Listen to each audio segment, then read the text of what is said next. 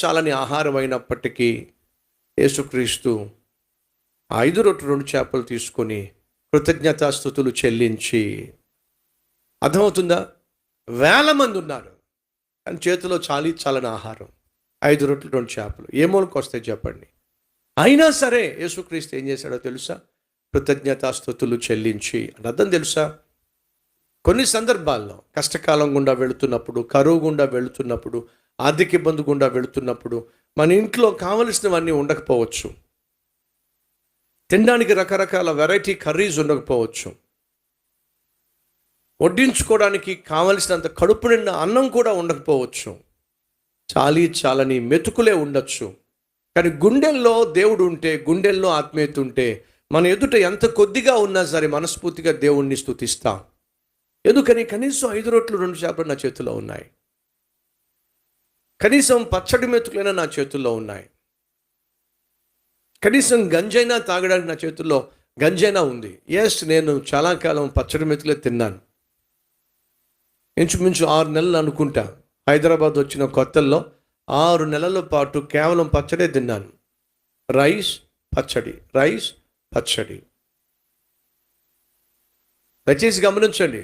ఉద్యోగము సద్యోగం లేక కాదు సుమా, చదువు సంధ్య లేక కాదు సుమా. చక్కగా చదువుకున్నప్పటికీ, మంచి ఉద్యోగం ఉన్నప్పటికీ, ప్రతి నెల జీతం వస్తున్నప్పటికీ కూడా పచ్చడి మెతుకులతో తింటే అది ఎలా ఉంటుందో, రుచికరమైన ఆహారం లేకుండా, రుచికరమైన కర్రీలు లేకుండా తినగలడం ఎంత కష్టంగా ఉంటుందో వ్యక్తిగతంగా నేను రుచి చూడాలని చెప్పి, తెలుసుకోవాలని చెప్పి 6 months అండి రైస్ పచ్చడి వేసుకుని తిన్నాను నేను. మధ్యాహ్నం పచ్చడి, సాయంత్రం పచ్చడి. సుమారు 6 నెలలు పచ్చడితోనే భోంచేశాను. కాలేజీలో స్టూడెంట్గా ఉన్నప్పుడు మాంసం ఉండేది, బీఫ్ ఉండేది, చికెన్ ఉండేది, ఎగ్ ఉండేది, ఫిష్ ఉండేది. ఇన్ని రకాల వంటకాల మధ్య నేను వెళ్ళి వడ్డించుకోవాల్సి వచ్చేది. కానీ ప్రభు నా హృదయంలో భారం పెట్టడం మొదలుపెట్టాడు. నువ్వు తిండిపోతు అయిపోతావేమో, తిండి పట్ల వ్యామోహం పెరిగిపోతుందేమో. బైబిల్లో చక్కని మాట ఉంది, నీవు తిండిపోతు అయిన ఎడల నీ నోటికి కత్తి పెట్టో. అని అర్థం ఏంటో తెలుసా? నీ నోటికి అదుపుంచు, తిండిపోతూ కావద్దు. భక్తుడైనటువంటి బిల్లీ గ్రామ్ గారు ఒక పుస్తకం రాశారు. ప్రపంచంలో ఘోరమైన 7 పాపములు, 7 ఘోరమైన పాపములు అని చెప్పి ప్రపంచాన్ని ప్రభావితం చేసే 7 భయంకరమైన పాపములను గురించి ఒక పుస్తకం రాశాడు. మీకు తెలుసా? ఆ 7 భయంకరమైన పాపములో ఒకటేంటో తెలుసా అండి? తిండిపోతాను. ఎప్పుడు చూసినా సరే నవ్వులుతానే ఉండాలి, ఎప్పుడు చూసినా నోట్లో ఏదో ఒకటి ఉండాలి. తిండిపోతాను. అది మంచి ఆత్మీయతకు సూచన కాదు సుమ. మన శరీరానికి ఎంత కావాలో అంత తినడం ఆశీర్వాదం.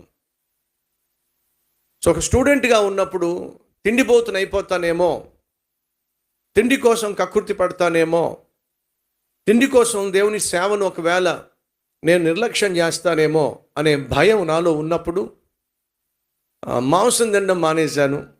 ఆ తర్వాత ఎగ్ తినడం మానేశాను. ఆ తర్వాత వెజిటేరియన్ కర్రీ తినడం మానేశాను. ఆ తర్వాత సాంబారే వేసుకునేవాడిని. ఆ సాంబారు మానేసి రసం వేసుకునేవాడిని. ఆ రసం కూడా మానేసి ఆఖరికి రైస్లో మామూలు నీళ్లు పోసుకొని భోంచేస్తూ నా ఫ్రెండ్స్ అందరూ చూసి నవ్వేవాళ్ళు. వీడికి బాగా మతపిచ్చి పట్టేసింది. చక్కగా తినాల్సిన సమయంలో ఏమిటి పిచ్చోడు నీళ్లు పోసుకుని తింటాడు ఏమిటని చెప్పి వాళ్ళు హేళన చేస్తూ ఉంటే ఇంక లాభం లేదని చెప్పి వాళ్ళు లేని సమయంలో గబగబా హాస్టల్లో ఉన్న మెస్లోకి వెళ్ళి రైస్ వేసుకొని వాటర్ పోసుకొని ఆ వాటర్తో రైస్ అన్నం తింటూ ఉండేవాడిని. కారణం ఏమిటయా అంటే ఎక్కడ ఈ తిండిబోతనమో లేకపోతే తిండి పట్ల మక్కువ రాబోయే రోజుల్లో నేను చేయాలని ఆశపడుతున్నటువంటి సేవకు ఆటంకంగా ఉంటుందేమో. అలాగే చక్కని పరుపు, చక్కని దిండు, చక్కని దుప్పటి ఇవన్నీ కూడా హాస్టల్లో ఉంటే ఎక్కడ రేపటి దినాన సేవ చేసేటటువంటి రోజుల్లో ఈ కంఫర్ట్స్కి నేను బానిసనైపోతానేమో అని చెప్పి కటికి నేల మీదే పడుకునేవాడిని. ఎందుకు చెప్తున్నానంటే ఈరోజు కల్వరి టెంపుల్ ద్వారా ఏదైనా మనం క్రీస్తు ప్రేమను క్రియల్లో చూపిస్తున్నాము అంటే దానికి కారణం తెలుసా? ఒకప్పుడు వీటన్నిటి గుండా దేవుడు నన్ను తీసుకెళ్ళాడు. లేక నేను పస్తులు ఉండాల, లేక నేను పచ్చళ్ళు తినలా, లేక నేను అన్నంలో నీళ్లు పోసుకోవాలా, అన్నీ ఉన్నప్పటికీ కూడా దేవుడు తన మహాకృపను బట్టి ఈ సతీష్ కుమార్ని ఆ ప్రాసెస్ గుండా, ఆ తర్ఫీదు గుండా తీసుకెళ్ళాడు. నా భార్యకు నాకు వివాహమై 20 సంవత్సరాలు అయింది. 20 సంవత్సరాలు దాటిపోయింది, 22 సంవత్సరాలు అయింది. ఒకవేళ వీలుంటే అడగండి నా భార్యను, సతీష్ కుమార్ గారికి ఇష్టమైనటువంటి కర్రీ ఏమిటో అడగండి. ఇప్పటికి కూడా తనకు తెలియదు. కారణం ఏమిటయ్యా అంటే నా జీవితంలో తిండి పట్ల వ్యామోహాన్ని దేవుడు తీసేశాడు. కాబట్టి పచ్చడి కూడా ప్రశాంతంగా తినగలిగాను కొన్ని నెలలు. కానీ అలా పచ్చడి తింటున్నప్పుడు కూడా ప్రభువుని స్తుతించాను. అన్నంలో నీళ్లు పోసుకొని తింటున్నప్పుడు కూడా ప్రభువును స్తుతించాను. ఎందుకు ఈ విషయం చెప్తున్నానంటే స్తుతించే మనసు మన హృదయంలో ఉంటే మన కళ్ళ ఎదుట పచ్చడున్నా, 10 మెతుకులున్నా, పంచభక్ష పరిమాణాలున్నా ఈ హృదయంలో మాత్రం మార్పు ఉండదు. స్తుతించే మనస్సు చుట్టూ ఉన్న పరిస్థితులను చూడదు. ఈ చుట్టూ ఉన్న పరిస్థితుల కంటే అతీతమైన దేవుణ్ణి చూస్తుంది, ఆ దేవుణ్ణి స్తుతిస్తుంది. కాబట్టి కష్టకాలం గుండా వెళుతున్నా, కరువు గుండా వెళుతున్నా, లేదు అననుకూల వాతావరణం గుండా, పరిస్థితుల గుండా వెళుతున్నా, ఈరోజు నీకు కొంచెం కష్టం కావచ్చు, ఈరోజు నీకు కరువు ఉండొచ్చు.